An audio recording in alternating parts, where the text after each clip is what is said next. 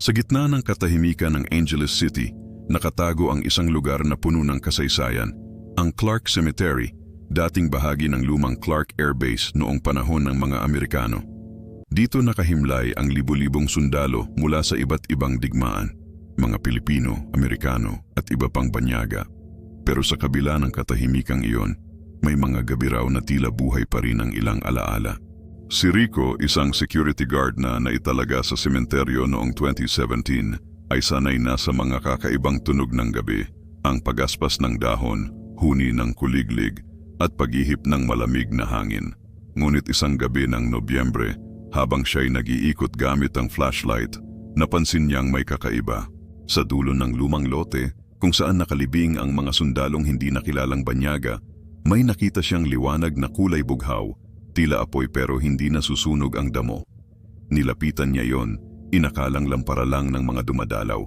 Pero habang palapit siya, napansin niyang may anyong lalaki sa loob ng liwanag, nakasuot ng lumang uniforme ng sundalong Amerikano, may dalang sombrero at tila may sugat sa ulo. Hindi ito gumagalaw, pero malinaw na nakatingin sa kanya. Kinilabutan si Rico, pero sa halip na tumakbo, binuksan niya ang flashlight at itinutok sa direksyon ng anino. Pagkasilaw niya, naglaho ang liwanag, kasabay ng malamig na simoy ng hangin at amoy ng pulbura. Pagbalik niya sa guardhouse, tinanong siya ng kasama niyang si Mang Tonyo. "Narinig mo rin ba ang marching kanina?" Napahinto si Rico. "Anong marching?" Sumagot si Mang Tonyo. "Yung parang may sundalong naglalakad sa may North Wing. Akala ko ikaw yon." Simula ng gabing iyon, hindi na nakatulog ng maayos si Rico. Araw-araw, sa eksaktong 2:00 ng madaling araw, maririnig daw sa loob ng sementeryo ang mahinang yabag, parang mga bota ng sundalo, kasabay ng tunog ng bugel na pumapailan lang sa hangin. Ang sabi ng matatandang taga-Angeles, ang Clark Cemetery daw ay hindi ordinaryong libingan.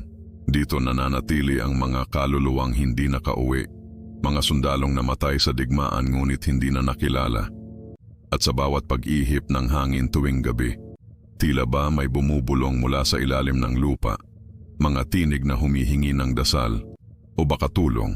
Matapos ang gabing iyon, pilit na iniiwasan ni Rico ang North Wing ng Clark Cemetery. Ngunit noong ika-15 ng Nobyembre, bandang 12:30 ng gabi, napilitan siyang mag-ikot mag-isa dahil nagkasakit si Mang Tonyo. Mahina ang ilaw ng buwan at tanging lampara lang ang nagsisilbing gabay niya habang naglalakad sa pagitan ng mga lumang lapida. Tahimik ang paligid. Wala ni isang huni ng kuliglig ni pagaspas ng dahon. Parang pinatay ang tunog ng mundo. Habang naglalakad, may narinig siyang mahihinang yabag sa kanyang likuran. Mabagal, pare-pareho, parang sinadyang hakbang ng sundalo. "Tonyo?" Mahinang sambit ni Rico, bagaman alam niyang siya lang ang naka-duty. Walang sumagot. Paglingon niya, wala namang tao. Ngunit sa lupa, kita niya ang bakas ng bota, bagong-bago, tila kakalakad lang. Mabilis niyang sinundan ang direksyon ng mga bakas. Umabot siya sa isang lumang lapida na bahagyang nakasubsob sa lupa. May nakasulat, "Here lies Perth Andrew Collins, 1945, Unknown Division." Bigla siyang nilamig. Sa gilid ng lapida, may nakasabit na lumang dog tag, makintab pa rin kahit natabunan ng lupa. Inabot niya ito at paghawak niya, may malamig na kamay ang biglang tumakip sa kanya.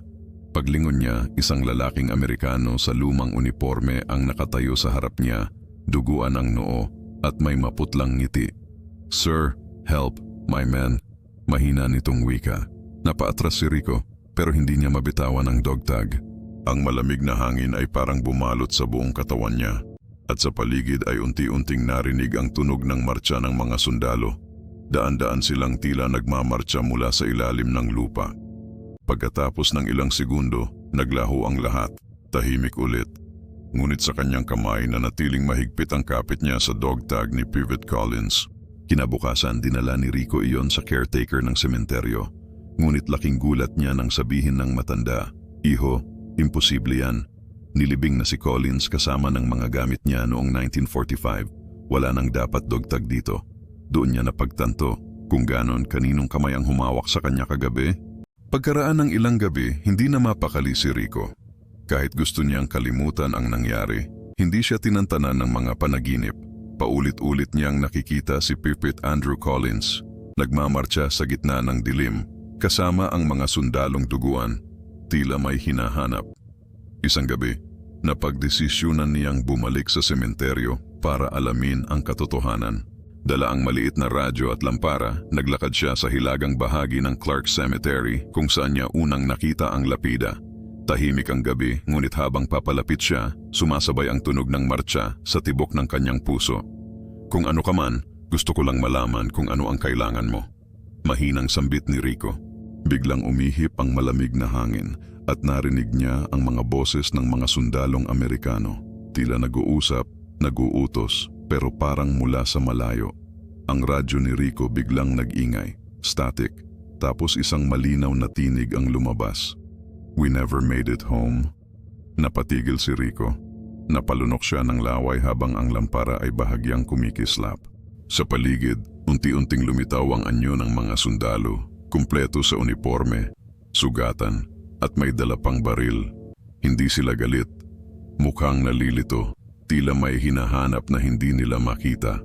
Laking gulat ni Rico nang mapansin niyang pare-pareho ang direksyon ng kanilang tingin sa isang lumang puno ng akasya sa gitna ng sementeryo. Dahan-dahan siyang lumapit doon. Pagdating niya, may nakalibing na luma at kalawangin na metal box. Binuksan niya iyon at sa loob ay may mga lumang larawan ng mga sundalo, kasama ang isang liham na may pirma ni Collins. "To my wife Helen, if I don't make it home, please know I kept my promise." Habang binabasa niya iyon, lumakas ang hangin at naramdaman niyang may mga aninong nakatayo sa paligid niya. Ngunit sa pagkakataong ito, hindi sila nakakatakot. Nakangiti sila, parang may pasasalamat sa mata. Isa sa kanila, si Collins mismo, ang nagsabing mahina, "Thank you, we can rest now." Pagmulat ni Rico, wala na sila. Ang radyo'y tahimik na at ang hangin ay muling bumalik sa normal. Pero sa lupa, naiwan ang mga bakas ng bota. Dumarami, tapos unti-unting naglalaho sa lupa. Simula noon, hindi na nakarinig ng kakaibang ingay sa North Wing. At tuwing araw ng mga veterano, sa 10 oras ng gabi, sinasabing may maririnig na mahina at sabayang hakbang ng mga sundalo. Tanda raw na nakauwi na rin sila sa kapayapaan. Makalipas ang ilang araw, bumalik si Rico sa Clark Cemetery. Hindi na dahil sa takot, kundi dahil sa kuryosidad.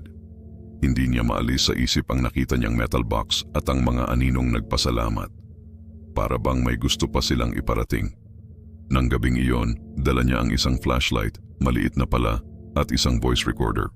Nagsimula siyang maghukay malapit sa puno ng akasya kung saan niya nakuha ang metal box. Tahimik ang paligid, tanging hampas ng hangin at kaluskos ng dahon ang naririnig. Ngunit habang humuhukay siya, nakarinig siya ng mahinang kalansing ng metal. Nang tignan niya, may lumitaw na kalawangin na takip ng tunnel, tila pasukan sa ilalim ng lupa. Binuksan niya ito ng dahan-dahan at bumungad sa kanya ang malamig na hangin na parang nanggagaling sa nakalipas. Sa loob, madilim at makipot. Gumapang siya, dala ang flashlight. Sa mga pader, may mga lumang ukit ng pangalan at petsa. Karamihan ay mga sundalo ng WA. Habang lumalalim siya, nakita niya ang lumang silid na puno ng mga gamit militar. Helmet, baril, sulat, pati mga picture ng mga sundalong tila nakangiti pa noong araw ng digmaan. Ngunit sa dulo ng silid may kakaiba. Isang malaking crate na may tatak na US Army Property 1945. Nang lapitan niya ito, biglang nagpatay-sindi ang ilaw ng flashlight at narinig niya ang boses ng isang lalaki. "Huwag mong gagalawin." Nang lingunin niya, wala siyang nakita. Pero sa refleksyon ng metal, may nakatayo sa likod niya, suot ang lumang uniforme ng sundalo, duguan at nakatingin sa kanya. Nanigas si Rico. "Gusto ko lang malaman kung ano ang katotohanan," sabi niya habang nanginginig. Tahimik sandali, tapos narinig niya ang mahinang sagot. "Ang mga lihim ng digmaan, anak, hindi lahat kayang ilabas sa liwanag." Pagkasabi noon, bumuka ang crate ng kusa. Sa loob may mga dokumentong naglalaman ng mga pangalan ng sundalo, ngunit karamihan ay may markang MIA, Missing in Action. At doon niya na-realize, ang mga kaluluwang gumagala sa sementeryo ay mga sundalong hindi kailanman naiuwi, nakatali pa rin sa digmaan na hindi nila natapos. Pag-alis ni Rico, muli niyang narinig ang mga hakbang. Hindi takot ang naramdaman niya, kundi lungkot. Parang gusto niyang tulungan silang makauwi kahit sa alaala man lang. Kinabukasan, dinala niya ang mga dokumento sa lokal na museo ng Angeles City. Nang ipakita niya yon, nagulat ang curator. Hindi na namin nakita ang mga record na ito simula noong 1945. Mula noon, sa tuwing may bumibisita sa Clark Cemetery, napapansin nilang mas tahimik na ang lugar. Wala nang mga aninong naglalakad. Sabi nga ng mga taga rito, baka nakahanap na sila ng kapayapaan. Pagkatapos maibigay ni Rico sa museo ang mga dokumento, akala niya ay tapos na ang kababalaghan. Ngunit ilang araw pa lang ang lumipas, may kakaibang nangyari. Isang lalaking Amerikano ang dumating sa museo. Hinahanap si Rico. "Are you the one who found the records?" Tanong ng lalaki. May edad na at may suot na lumang singsing na may ukit na insignia ng US Army. Tumango si Rico at napansin niya ang ngiti ng lalaki. Malungkot pero may dalang bigat ng mga alaala. "Those men, they were my father's unit," sabi nito. "He never came back, and now I know why." Nagulat si Rico. "Ano pong ibig ninyong sabihin?" Hindi sumagot agad ang lalaki. Sa halip inilabas nito ang isang lumang litrato, 5 sundalo sa harap ng Clark Cemetery, nakangiti, pero may isa sa kanila na nakatingin sa malayo, parang hindi mapakali. Isa sa kanila, sabi ng lalaki, ay hindi namatay sa digmaan, pinatay siya ng sariling kasama. Napatigil si Rico. "Bakit?" "Gold," sagot ng lalaki. "May nakatagong ginto rito noon galing sa Japanese Imperial Army. My father's unit found it, but greed destroyed them." Muling binalikan ni Rico ang sementeryo. Nang gabing iyon, habang tinatanglawan ng buwan ang mga lumang lapida, may mga anyo siyang nasilayan, mga sundalong nakatayo, parang nagbabantay pa rin. Pero ngayong gabi, may isa na kakaiba, may sugat sa dibdib at tila galit ang tingin. Narinig ni Rico ang tinig nito. Ang kasalanan ay hindi nililibing sa lupa. Lagi itong bumabalik. Biglang lumakas ang hangin at ang lupa sa tapat ng isang nicho ay gumalaw na parang may gustong lumabas. Dahan-dahan, may lumitaw na lumang baril na kalawangin. Nakabaon sa lupa, may pangalan na Lash R. Mason. Naalala ni Rico ang litrato. Isa sa mga sundalong naroon ay si Lash Mason. Siya raw ang pinatay ng sariling kasama dahil sa ginto. Kinabukasan, muling bumalik si Rico kasama ang curator at ang Amerikano. Hinukay nila ang paligid ng nicho at doon nila natagpuan isang maliit na kahon ng bala at isang sulat na nakalagay sa loob ng bote. Ang sulat ay may nakasulat sa lumang tinta. "Forgive me, brother. Greed consumed me. I took the gold, but I lost my soul." Tahimik silang tatlo. Ang Amerikano ay lumuhod, hawak ang sulat at humikbi. "Now I know the truth. He didn't just die, he was betrayed." Nang gabing iyon, bumalik si Rico mag-isa. Habang nakatayo sa tapat ng nicho, naramdaman niya ang malamig na simoy ng hangin at sa di kalayuan, nakita niyang unti-unting naglalaho ang anyo ng sundalong galit kanina. Wika ng boses bago tuluyang nawala. "Salamat anak, nakita mo ang katotohanan na pilit naming itinago." At matapos noon, tahimik na muli ang sementeryo. Pero sa gitna ng katahimikan, ramdam ni Rico ang bigat ng kasaysayan. At ang katotohanang minsan, ang pinakamatinding multo ay ang kasalanang iniwan ng tao. Makalipas ang ilang linggo mula nang matagpuan nila Rico ang sulat ni Lieutenant Mason, tila nagbalik sa normal ang lahat. Tahimik na muli ang Clark Cemetery, o iyon ang akala niya. Isang gabi, matapos niyang magtrabaho, dumaan siya muli sa sementeryo. Nasanay na siya roon. Parang naging pangalawang tahanan na rin niya ang katahimikan ng lugar. Ngunit nang gabing iyon, may kakaibang presensyang bumungad. Habang naglalakad si Rico sa pagitan ng mga lapida, napansin niya ang isang matandang lalaki na nakaupo sa lilim ng punong akasya. Nakaputing polo, may dalang maliit na lampara at tila nagbabantay. "Magandang gabi po," bati ni Rico. Ngumiti ang matanda, sabay sagot, "Magandang gabi rin, hiho. Ingat ka sa pagdaan dito. Marami rito ang hindi patahimik." Napakunot ang noo ni Rico. "Kayo po ba ang caretaker dito?" Tumangulang ang matanda. "Matagal na, sobrang tagal na." Nang papalayo na si Rico, tinanong pa niya, Anong pangalan niyo po? Ngumiti muli ang matanda. Tawagin mo na lang akong Mang Isko. Kinabukasan, nagtanong si Rico sa opisina ng caretaker ng sementeryo tungkol sa lalaki. Pero nagulat siya sa sagot ng isa sa mga tauhan. Mang Isko, anak, matagal nang wala si Mang Isko. Siya ang unang tagabantay ng sementeryo pero namatay siya noong dekada 80. Nanlamig si Rico. Paano pong namatay? Nabagsakan ng lumang punong akasya, yung nasa tabi ng lapida ni Laterne Mason. Doon biglang napagtanto ni Rico na doon din niya nakita ang matanda kagabi. Muling bumalik si Rico sa lugar, dala ang lampara. At sa ilalim ng akasya, nakita niyang may nakatayong anyo, si Mang Isko. Ngunit ngayon, hindi na ito nagngingiti, may lungkot sa mga mata. Hindi ako makaalis hanggat hindi na ibabalik ang ginto, sabi nito. Ang sumpa ng kasakiman ay nakakulong pa rin dito. Naramdaman ni Rico ang bigat ng hangin. Parang may mga mata na nakamasid sa kanya mula sa dilim. At sa di kalayuan, may mga anyo ng mga sundalo na unti-unting lumilitaw. Mga multong tila nagbabantay ng isang bagay. Isa sa kanila lumapit kay Mang Isko. You guarded our secret well, old man, bulong nito. Ngunit biglang may malakas na hampas ng hangin at ang mga lampara sa paligid ay sabay-sabay na namatay. Pagbukas ng mga mata ni Rico, naglaho ang mga kaluluwa pati si Mang Isko. Naiwan lang sa lupa ang lumang susi. Kalawangin, may ukit na M.E. Kinuha ni Rico ang susi. At mula sa malayo, may tinig na umalingaw-ngaw. Hanapin mo ang pintuan ng kasakiman. Dito nagsimula ang bagong kabanata ng kababalaghan. Dahil sa sementeryong iyon, may nilalang na hindi tao ang nagtatago ng katotohanan. Kinabukasan hindi mapakali si Rico. Paulit-ulit niyang tinitingnan ang lumang susi na nakuha niya sa ilalim ng punong akasya. Kalawangin, ngunit mabigat, at may mga ukit ng kakaibang simbolo sa gilid. Sa bawat hawak niya rito, para bang may malamig na enerhiyong dumadaloy sa kanyang mga daliri. Bumalik siya sa Clark Cemetery, bandang 8:00 ng gabi, dala ang lampara at isang maliit na pala. Tahimik ang paligid, ngunit ang hangin ay parang may buhay. Habang naglalakad siya papunta sa lapida ni Laterne Mason, napansin niya ang mga kandilang bigla na lang nagliyab kahit walang tao roon. Huminto siya nang mapansin ang isang maliit na marker sa tabi ng lapida. Dati ay hindi niya iyon napansin dahil natatakpan ng mga tuyong dahon. Nang linisin niya, tumambad ang mga salitang nakaukit.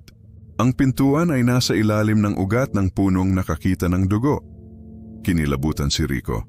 Ang tanging punong may ganoong hitsura ay ang acacia tree kung saan niya nakita si Mang Isko. Agad siyang naghukay sa mismong paanan ng puno. Ilang minuto pa lang ay tumama ang pala sa matigas na bagay na parang metal.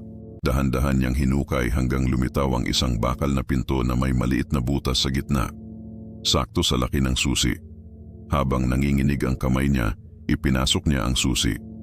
Pag-ikot niya nito, narinig niya ang malalim na kalansing ng mga kadena at unti-unting bumukas ang pinto. Isang malamig na hangin ang sumalpok sa kanya at mula sa loob ay narinig niya ang mahinang bulong ng mga tinig. Bakit mo kami ginising? Pagbukas ng lampara, nakita niyang may hagdang pababa. Bawat hakbang ay tila mas lumalalim ang dilim. Sa dulo, isang maliit na silid ang bumungad. Puno ng mga lumang kahon, baril at gintong barya na may tatak ng panahon ng hapon. Ngunit higit sa lahat sa gitna ng silid ay may malaking itim na kabaong. Lumapit siya at sa ibabaw nito ay nakalagay ang pangalan, Laterne Mason Isidro, na bigla si Rico. Ang sundalong nakita niya sa mga panaginip at sulat ni Mang Isko ay naroon. Pero paano? Biglang lumamig ang paligid. Ang lampara ay kusa na namang namatay. Mula sa dilim, lumitaw ang anyo ni Laterne Mason. Ngayon ay may suot na uniforme ng sundalong Amerikano, pero ang mukha ay walang buhay. Hindi lahat ng ginto ay dapat hanapin. Sabi nito, ang iba ay sumpa. Kasunod nito, yumanig ang lupa at ang bakal na pinto sa itaas ay biglang bumagsak at nagsara. Naiwan si Rico sa ilalim ng lupa, kasama ang mga kaluluwang hindi pa rin natatahimik. At sa labas ng sementeryo, walang nakarinig ng kahit anong sigaw. Tanging ang lampara ni Rico na iwan sa ibabaw ng lupa, patuloy na nagliliyab kahit walang apoy. Makalipas ang 3 buwan mula nang mawala si Rico, Pansamantalang isinara ng pamahalaan ang bahagi ng Clark Cemetery dahil sa sinkhole incident. Pero ang mga lokal na tagabantay, alam nila, hindi sinkhole iyon. Isang gabi, dumating ang bagong tagabantay, Mang Celso, dating sundalo. Tahimik siyang tao pero matalim ang mga mata. Sa unang gabi pa lang, napansin niya agad ang kakaibang enerhiya sa lugar. Parang may mga matang nakamasid sa bawat hakbang niya. Habang nag-iikot siya bandang 2:00 ng umaga, napansin niyang may ilaw sa ilalim ng acacia tree. Dahan-dahan siyang lumapit at doon niya nakita ang isang lamparang nagliliyab kahit walang kandila sa loob. Inangat niya ito at nang hawakan niya ang bakal na katawan ng lampara, biglang umihip ang malamig na hangin. Sa paligid, nag-umpisa na namang umusal ang mga tinig. "Palitan mo kami! Bantayan mo kami!" Napaatras si Mang Celso. Pero sa halip na tumakbo, marahan niyang binigkas ang dasal ng mga sundalo. Habang nagdadasal siya, napansin niyang unti-unting lumilitaw ang imahe ng isang lalaki sa likod ng puno, si Rico. Ngunit hindi na siya mukhang buhay. Maputla, malamlam ang mga mata, at sa leeg niya nakasabit pa rin ang susi. Lumapit ito at nagsalita sa malamig na tinig. "Hindi ako nakaalis, Mang Celso.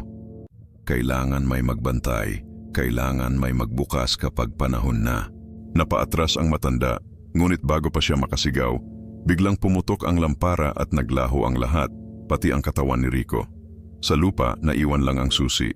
Mula noon, tuwing may bagong tagabantay na ilalagay sa sementeryo, lagi nilang sinasabihan, "Huwag kang lalapit sa acacia pag 2:00 ng umaga." Kasi minsan, may lalaking lumalapit, dala ang lampara at magtatanong, "Gusto mo bang palitan ako?" Pagkatapos ng insidente ni Mang Celso, ipinasara muli ang sementeryo. Pero may isang grupo ng paranormal investigators na nakarinig ng mga kwento tungkol sa misteryosong liwanag sa ilalim ng acacia. At nagpasya silang puntahan ito ng palihim. Bitbit nila ang mga camera, EVP recorder at infrared sensors. Pagdating nila sa lugar, 2:00 pa lang ng gabi pero ramdam na agad nila ang kakaibang bigat ng hangin. Ang isa sa kanila, si Lara, napansin ang mabigat na amoy ng kalawang at nasunog na langis. Tila may mga makina o metal sa ilalim ng lupa. Pagdating nila sa puno, pinailawan nila ang paligid gamit ang flashlight. At doon nila nakita ang maliit na lagusan sa lupa, parang butas ng hukay, sakto lang para pasukin ng tao. Habang nagre-record sila, biglang lumakas ang hangin. Narinig nila ang mga bulong, "Huwag niyong buksan, hindi para sa inyo yan." Ngunit dahil sa kuryosidad, bumaba si Lara kasama ang isa pa nilang kasama, si Ben. Pagpasok nila, nakita nila ang matandang metal door. May nakaukit na pangalan, Luther George Mason, 1945. Sa paligid ng pinto, may mga kalansay ng sundalo, tila mga nagbantay sa pintuan. At sa mismong ibabaw ng door handle, may nakasabit na susi. Ang parehong susi na hawak noon ni Rico. Nang ipinasok ni Lara ang susi, biglang umuga ang lupa. Sabay nagningning ang paligid na parang may apoy na asul. Sa gilid ng pinto, unti-unting lumitaw ang imahe ni Rico, dala ang lampara, umiiyak. "Sinabi ko sa inyo, hindi para sa inyo ito." Bago pa man niya matapos ang sinasabi, bumuka ang pinto at mula rito ay lumabas ang napakaraming anino, mga anyong sundalo, tila galit at umiiyak sa kawalang hiyaan ng mundo. Napasigaw si Lara at sabay na nagsara ang pinto. Nang magkamalay siya, nasa ibabaw na siya ng sementeryo, mag-isa, at ang mga kasamahan niya ay hindi na nakita kailanman. Mula noon, sinilyuhan muli ng mga awtoridad ang bahagi ng sementeryo, walang paliwanag, walang press release. Ngunit ang mga lokal, alam nila ang dahilan. May pintuan sa ilalim ng Clark Cemetery na hindi kailanman dapat muling buksan. Matapos ang pagkawala ng mga paranormal team, sinimulan ng lokal na pamahalaan at ng ilang historians ang tahimik na investigasyon. Isa sa kanila si Professor Amador, isang history researcher mula sa Angeles City na nakatanggap ng dokumentong galing mismo sa lumang archive ng US Air Force. Ang dokumentong iyon ay may pamagat na Operation Silent Gate, 1945. Ayon sa ulat, noong matapos ang World War II, maraming sundalong Amerikano ang nagsilbing tagapagtago ng mga nakuhang kayamanan mula sa mga nasakop na lugar sa Asia. Kabilang daw ang ilang artifact at gintong bara na galing mismo sa Japanese Imperial Army. Ang mga ito, ayon sa tala, ay inilibing sa ilalim ng Clark Cemetery bilang pansamantalang taguan bago bumalik sa Amerika. Ngunit isang pangyayari ang nagbago ng lahat. Si Luther George Mason, isa sa mga namuno sa operasyon, ay biglang nagbago ng isip. Ayon sa personal na talaan niya na natagpuan ni Professor Amador, isinulat niya ito 2 araw bago siya mawala. The souls of those who died for greed will never rest. I am sealing the gate. No one must find it again. Matapos iyon, bigla na lang siyang nawala.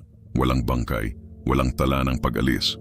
Ilang araw pagkatapos, mga sundalo raw ang nakakita sa isang liwanag na asul sa ilalim ng sementeryo at may lalaking nakatayo roon. Bitbit ang lampara, suot ang lumang uniforme ni Mason. Lumipas ang mga taon, naging lokal na alamat na ito. Pero ayon kay Professor Amador, totoo ang lahat.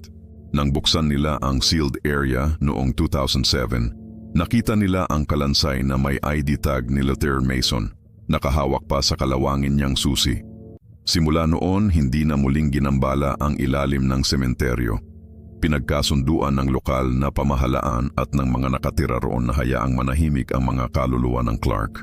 Ngayon, tuwing gabi ng Nobyembre, sinasabing may nakikitang asul na liwanag sa gitna ng sementeryo at minsan ay may lalaking nagbabantay, tahimik, may lampara, tila nagbabantay pa rin sa pintuan ng kasakiman. Kung gusto mo pa ng mga kwentong base sa totoong pangyayari, huwag kalimutang i-like, i-share at i-subscribe sa Ghost Theory. Pindutin ang notification bell para sa susunod nating mga kwentong di mo na makakalimutan.